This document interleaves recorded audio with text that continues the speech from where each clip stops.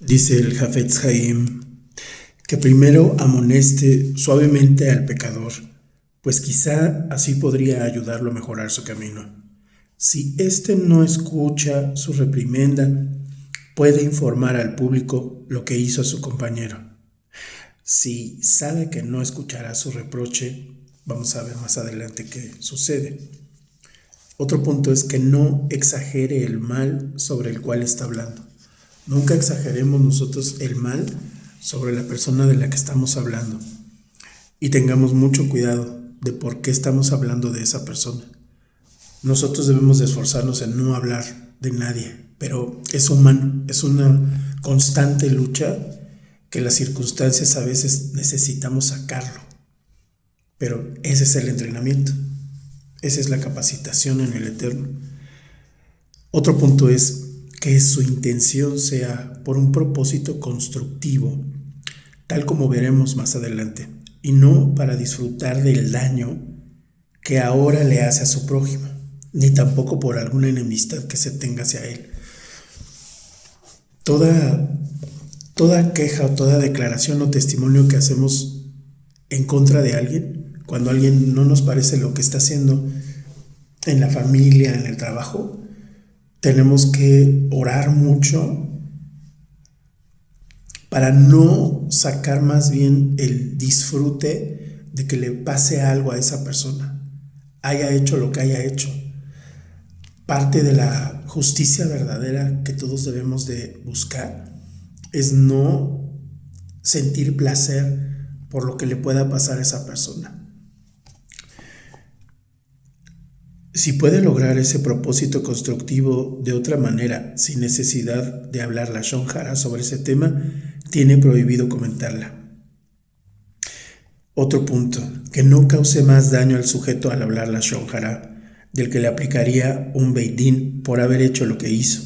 Esto será que de alguna forma cuando alguien nos hizo algo o la conducta de alguien nos ha dañado, cuando nosotros hablamos de esa persona, generalmente caemos también en la lashon hara y empezamos con un punto que hizo y ya nos vamos con toda su vida y toda su familia y le resolvemos la vida, pero más bien se la estamos criticando.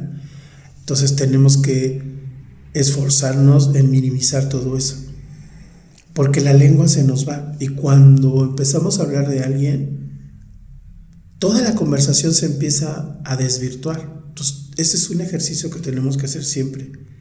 ¿Cuál es lo que sucedió? ¿Cuál es el punto? ¿Cómo se puede resolver? Y listo, ya. No estar ahondando más y decir, bueno, es que lo queremos ayudar, pero sabemos, si nos ponemos atención a nosotros mismos, que ya estamos disfrutando de los errores de los demás. Y esa es una manera de nosotros desfogarnos. Y es una manera de querer justificar, sin decirlo, nuestros propios errores, aunque hayan sido diferentes. Y todo esto aplica solo si moralmente es mejor que fulano. Sí, pero si es un pecador como él y también padece de ese tipo de faltas, le será prohibido decirla, pues alguien así no tiene intenciones de bondad ni temor al cielo al relatar ese tipo de información, sino de alegrarse por la desgracia de fulano y denigrarlo. Cuando nosotros encontramos errores en los demás, nosotros, es una cuestión que no es consciente, queremos desviar la atención de los errores que nosotros hemos cometido, aunque hayan sido pasados. Entonces, en realidad no se resuelve nada. Si vamos a hablar de algo que ha pasado en familia, en el trabajo, nos debemos de esforzar en ser objetivos, no lanzar calificativos directos ni descalificar a nadie directamente, sino hablar de la situación, no de las personas. Ya si se trata de una persona, como acabamos de leer, a quien le corresponda, deberá hablar con ella y sutilmente hacerle ver o hacernos ver cuál ha sido el error, para, en consecuencia, buscar la solución y ya no volverlo a hacer. Pero el chiste de todo esto es estar muy conscientes de que nosotros también nos equivocamos Cuando nosotros estamos conscientes de eso, aunque en ese momento no sea el tema, nosotros debemos de buscar bajar la intensidad de nuestra queja, ¿no?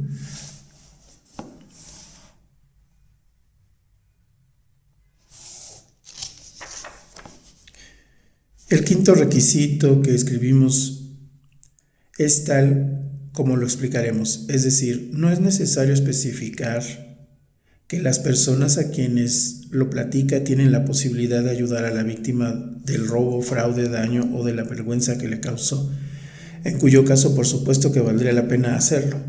También se permitirá cuando no pueda lograr este beneficio, pero tiene en mente que otras personas se alejen del camino del mal al escucharlas, las que denigran a los que actúan con maldad.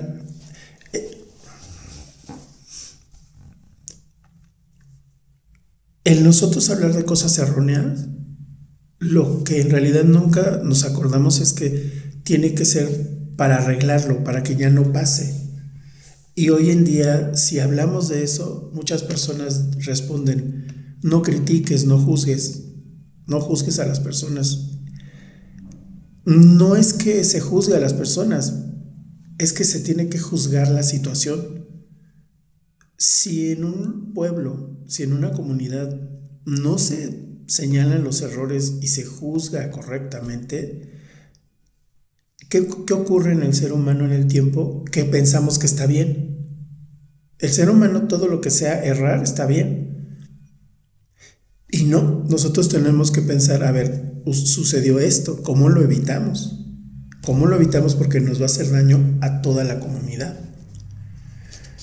Entonces, en síntesis, esta porción del Hafetz Haim, todo este libro, por ejemplo, todo este libro que tengo, habla de la Lashon Hara, de lo que puede ser chisme o de lo que puede convertirse a chisme.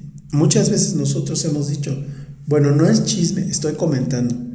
Puede ser, pero es nuestra responsabilidad chequearnos a nosotros mismos de decir, ya como que estoy chismeando.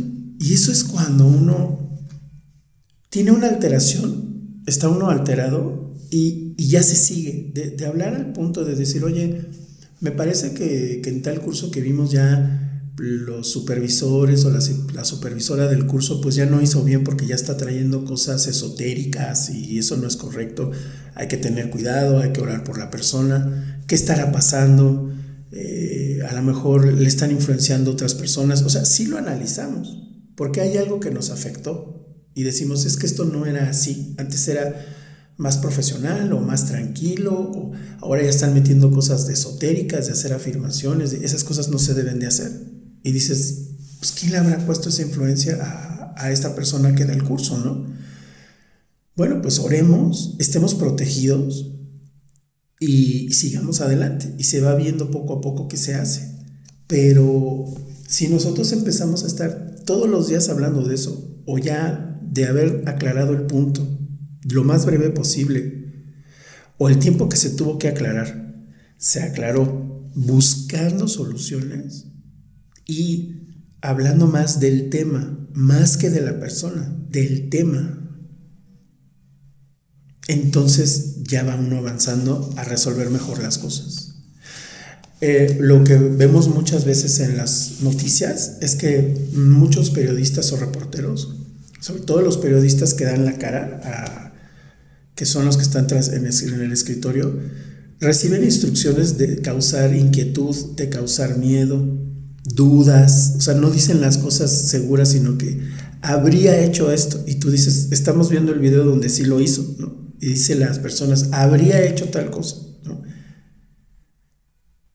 Y lo estás viendo que lo está haciendo, está grabado que lo está haciendo. Todas esas cosas afectan nuestra mente, porque me estás mostrando un video donde me estás mostrando una realidad y me estás diciendo que podría ser, ¿no? O le cubren el rostro a los que hicieron daño y muestran la dirección y la casa y el rostro de las que pueden ser víctimas, o sea, y te dicen que lo hacen por protegerte. Entonces, todas esas cosas al ser humano te hacen un shock en tu cabeza. Por ejemplo, que ahorita en los canales noticiosos, que se supone que deben de ser de noticias fidedignas, que te deben de presentar lo que fue, ponen para ilustrar su noticia imágenes llamadas de stock. Las imágenes de stock son videos que tú compras. Tú puedes comprar un video donde hay niños corriendo, señor corriendo con un bolso, o sea, para representar que se lo robó, persona con una arma, ¿no? Señores viajando, pareja discutiendo. Entonces, pero son actores o son modelos que fueron contratados para hacer ese tipo de, se les llaman viñetas, ¿no? Videitos donde están actuando, para que las personas en una presentación ilustren y digan, las personas a veces discuten. Entonces, en vez de que usted ponga un video real de una pareja discutiendo, se representa. Eso lo hace un poco más sutil. Y entonces, pues sabes que están actuando, que están discutiendo. Pero que se use en las noticias, eso es un error muy grave. Eso es un error muy grave. Y lo más curioso es que esas cosas se generan así, a alguien se le ocurrió. Y dicen, ¿cómo ilustramos la noticia si no tenemos imágenes? Y es para YouTube. Pues ponle de stock. Eso está muy mal. Eso va a traer problemas porque la persona que fue modelo para hacer una representación y está corriendo, lo ponen mezclado en una noticia donde una persona corrió huyendo y se le señala como sospechoso. Esta persona mostraba lujos y ponen a otra persona que es una modelo mostrando cosas lujosas, porque no es la verdadera, porque lo que quieren es ilustrar la noticia y solo en la mente nos están confundiendo. Empieza uno a confundir, se acostumbra uno a verlo, pero debe de estar uno muy consciente de la mentira que son las noticias. Todo en las noticias ya es más que nunca mentira. ¿Por qué? Porque aunque te muestren la verdad, como le digo, te dicen, habría atacado a tal persona, y ve usted el video donde sí la está atacando a la persona, dices, no, es que la nota tiene que decir, atacó a esta persona. El video refleja que atacó a la persona. Las circunstancias no las conocemos, el trasfondo no lo conocemos, nada más alguien captó este video donde una persona agrede a la otra. Investigaremos para ver cómo se generó. Pero todo eso ya es chisme. Todas las noticias son chisme. En realidad nosotros no necesitamos ver noticias. Pero pues reflexionémoslo.